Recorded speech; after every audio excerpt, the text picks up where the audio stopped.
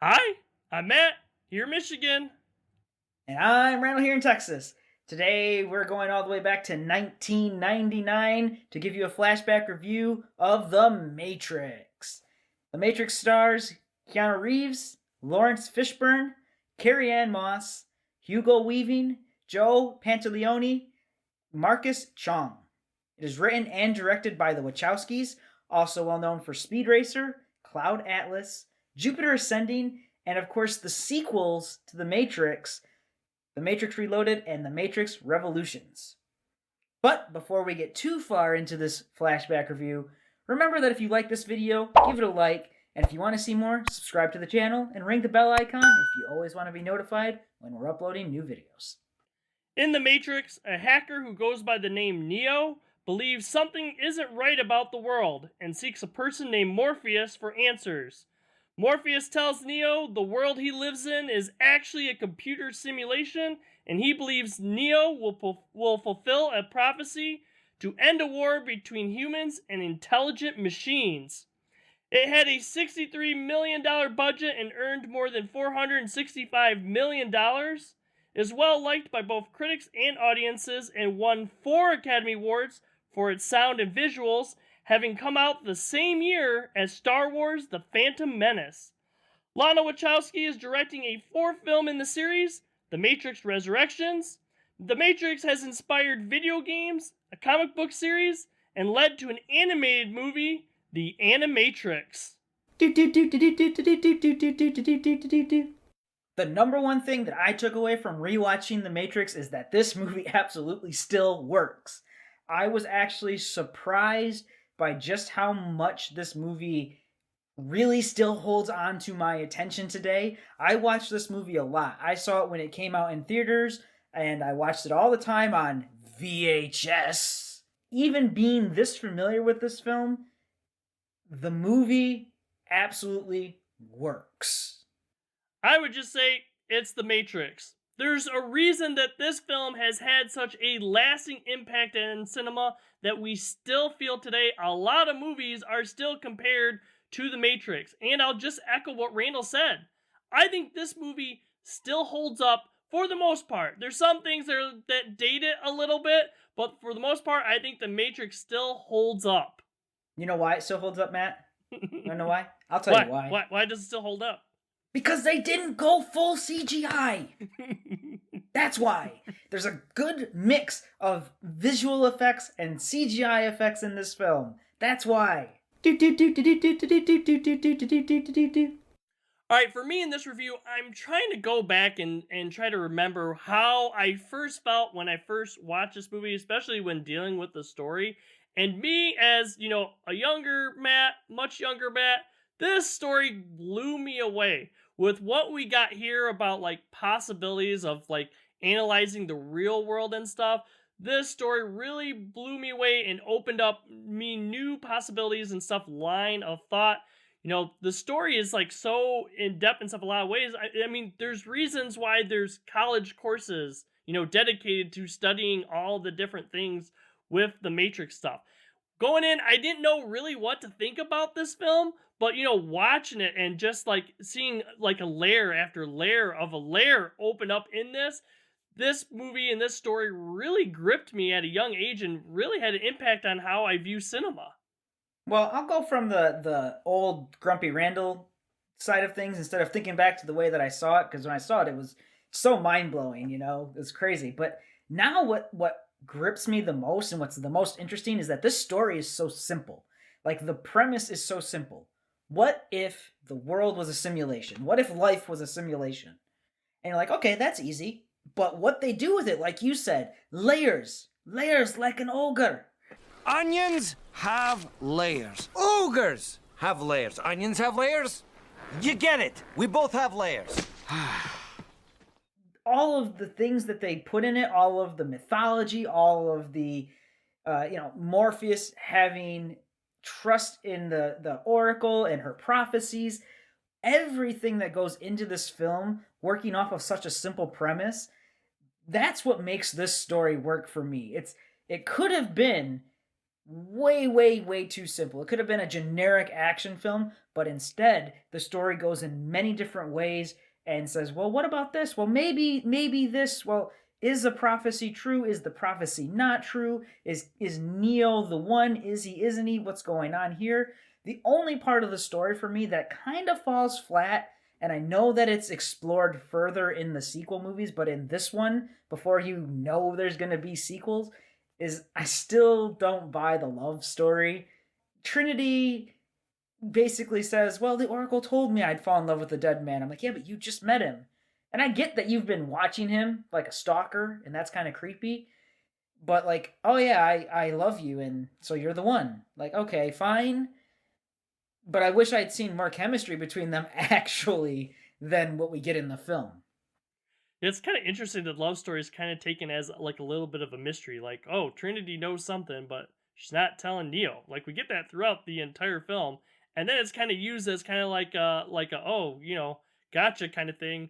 Well, we all think he's dead, but he can't be dead because Trinity loves him, and she reveals this, as a thing. So yeah, I agree. I think it's kind of used as more of like a plot device and everything. But one of the things, like you were mentioning on, the basis of the story being so simple, I think that is why it works. Like, we have all these different layers and stuff, but I don't think you need to really get into those to enjoy this film. I think, the simpleness of the main story and stuff, get you in for that first viewing, and it's all those other layers and other things to look at that help, enhance the movie for subsequent viewing, watching it again and again kind of thing. That's why I think a lot of things with the story, works well. But yeah, I agree with the love story. I don't know that I'm quite sold on that in this movie. That's a perfect segue straight into characters, okay? Because I mean, for me, it's all about Morpheus, man. Morpheus is my favorite character. I've always liked Morpheus. From the beginning time I watched this, I'm like, wow, Morpheus is one badass. He knows that he can't defeat an agent, but he still fights an agent for his beliefs. Eventually, he breaks. He does the thing where he breaks away from the agents and out of the handcuffs and everything. I love the character Morpheus. I love his belief in all of what he's been told by the Oracle, his belief in Neo, even though Neo doesn't have that belief in himself, that everything's going to be fine. Even if bad things happen, everything's kind of like okay for him as long as his belief structure is intact. And he does a great job of Lawrence Fishburne of portraying this character as someone who just, he's smart, he's strong, he is, an intelligent, caring, passionate person, and also badass. Totally agree with you, Morpheus. I mean, I don't need to echo what you already said. The other character I'll look at, though, is Agent Smith. I think Agent Smith is a really good villain in this movie. He's not even, I would say, like, the big old baddie kind of thing with, like, the war with the machines and stuff. He's just kind of like a piece of that, that war machine or whatever you want to say. But I think he does so well at showing, a lot of, like, like the machines, like what they're trying to do and, how they really see things. Human beings are a disease, a cancer of this planet. You are a plague, and we are the cure. I think Agent Smith does really well and really is a good, thing with, like his scenes with Morpheus.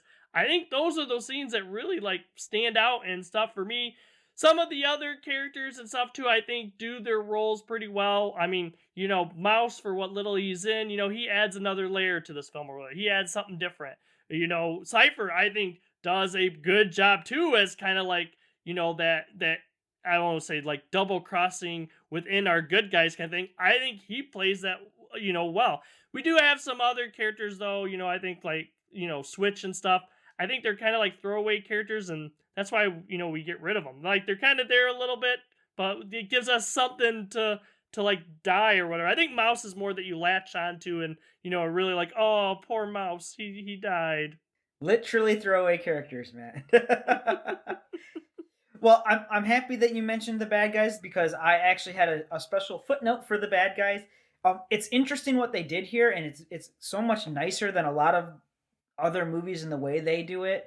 So, as an example, you have Cypher, and Cypher is the bad guy or the villain that you can attach to as a person. Like if you were yanked out of the Matrix and told this dreary, dark, post-apocalyptic world is the real world and what you were living in is, a simulation, you just get tired of that. You get tired of the war. You can really, really associate with Cypher.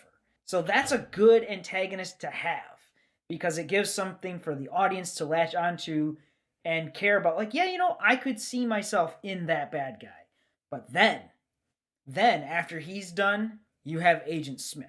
And it's becoming apparent as you watch the film that even though all of these agents are kind of like the similar programs, they're not, they're sentient programs. They think, they feel, they do things.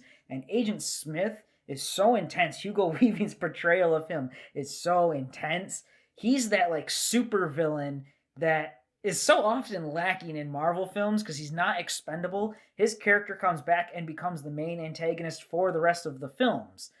He does an excellent job portraying that character and especially getting on Mr. Anderson's nerves, if you will. Goodbye, Mr. Anderson. My name is Neo. Speaking of Mr. Anderson, we can't really talk about character stuff without talking about Neo. I mean, often said that, Keanu Reeves is kind of like a blank slate a little bit in this movie. He does have some, parts in it where he gets to show a little bit of emotion, but I don't know that this movie works if he is like full on emotion. If we were to get that as like the character, I don't know that this movie works. We don't have it, so we don't know for sure. But I think the other characters supplement feelings enough in this movie that actually helps it work. I mean, talking about like Cypher and stuff too, when we get that scene where Cypher is asking him like, "Hey, so did Morpheus tell you, why you're here," kind of thing, and Neo just kind of like nods and looks down, but it's the response that we get from Cypher, like, "Gee, golly," or whatever, Jesus, what a mind job. We have our supplemental characters that actually bring that kind of emotion and stuff to the film, and I think that's what makes it work. Wow. So you're here to save the world.